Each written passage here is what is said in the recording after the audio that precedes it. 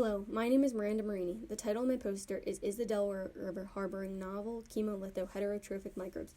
The goal of my project is to understand nutrient cycling in the Delaware River and, in doing so, define the microbial community structure. Thiosulfate is a reduced sulfur compound that will be added to growing conditions in order to understand if bacteria can metabolize inorganic thiosulfate and organic sugars to make energy. Traditional culturing methods fail to cultivate microbes representative of natural systems. My project uses modern cultivation techniques like signaling molecules and supplemental nutrient sources like sugars to increase the number of microbes cultivated from the Delaware River. Methods. The Delaware River was sampled and a dilution series was set up in order to grow bacteria. A portion of the raw river sample was preserved for future analysis. The bacteria from both the cultivation-independent and cultivation-dependent methods will be sequenced in order to identify who is in the sample and what they are doing in the environment. Results. What microbes can be cultivated in the lab?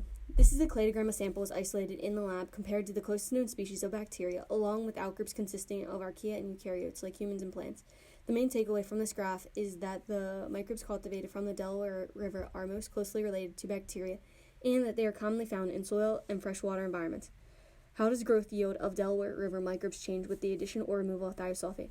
So what we did was we took a sample from the Delaware River and grew them in select conditions, and from that sample transferred a portion of the sample into its previous conditions and into conditions with the addition or lack of thiosulfate.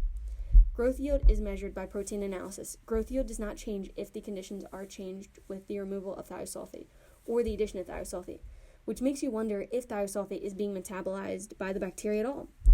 The final test was done to determine if Delaware River microbes are dependent on Delaware River water or if synthetic freshwater medium can be made in the lab and grow bacteria at the same rate.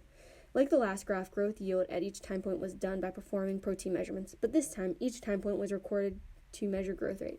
What we found was that no matter if the cultures grew on thiosulfate or without thiosulfate, the growth rate remained similar and the final growth yield was nearly identical. Conclusions. Freshwater and soil bacteria were isolated from the Delaware River. Growth yield does not depend on the presence of thiosulfate. Delaware River microbes can grow on synthetic freshwater medium made in the lab. Future directions. Ultimately, the main goal is to determine if thiosulfate provides metabolic advantage and to determine if thiosulfate is being metabolized into either sulfate or tetrathionate.